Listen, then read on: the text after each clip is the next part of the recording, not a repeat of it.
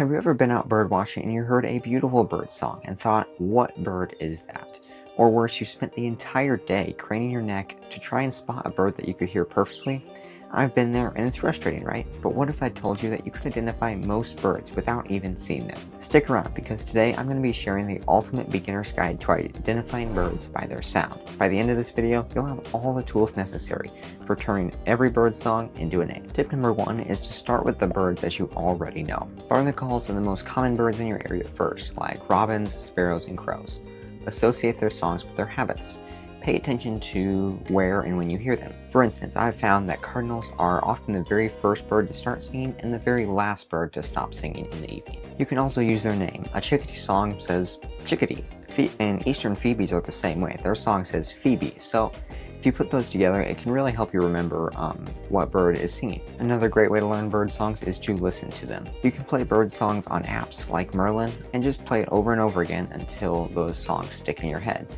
Focus on just 3 to 5 birds to start because you really don't want to overwhelm yourself when you're just starting out, and then you can keep moving on and progressing and get to more birds farther down the line. Tip number 2 is to break down bird songs into patterns. When you're trying to learn a bird song, you want to think, like, is it more melodic like a white-throated sparrow, or is it more rhythmic like a brown thrasher? You'll also want to pay attention to any repetition.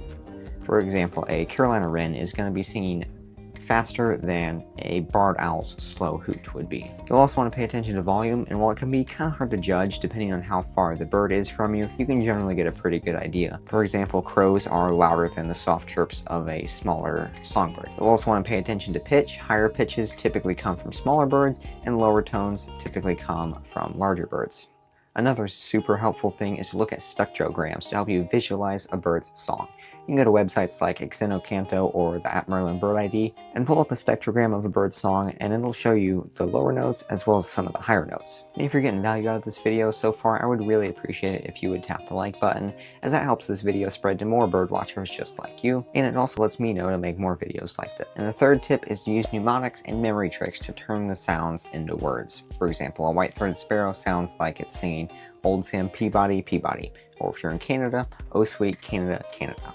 And if you want a free PDF of 50 of the most common backyard bird mnemonics, go and click on the link in the video description below. I've found that if you put the bird song into words, it really helps you remember what a certain bird sounds like. I remember one time I was at a state park just riding my bike around, and then I distinctly heard an eastern towhee. And at first I was like, what bird is that? And then I remembered the eastern towhee sounds like drink your tea.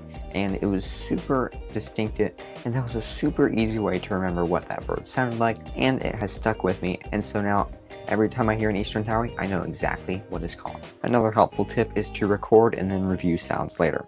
You can use your phone to record sounds and then make up your own mnemonic pattern to match it. Number 4 is to use certain resources and apps to help you learn bird songs. For example, Merlin Bird ID will identify birds as it hears them, and while it's not always right, I've found that 95% of the time it is correct. And so the great thing about Merlin is as a bird's singing, you get to hear it and then you get to see what bird that is, and that makes several connections in your brain and will really help you remember what bird is singing. There's also nothing like seeing a bird sing that really sticks in your brain. I remember one time I saw a Carolina wren sing, and now I've never forgotten what that bird sounds like. There's also some online websites such as All About Birds or even eBird, where you can access bird recordings if you want to learn more birds. There's also a book called The Bird Songs of North America. It comes with audio references for a lot of birds in North America, and so that can be a good way to learn new bird songs. But really nothing is going to beat just getting out the field and practicing, listening to birds, using Merlin to confirm, and just watching birds sing.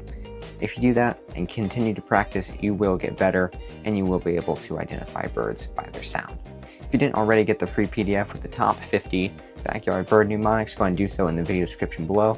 I use mnemonics all the time when identifying birds by sound, and I found that it is super helpful for remembering. So go ahead and do that, and I'll see you in the next video.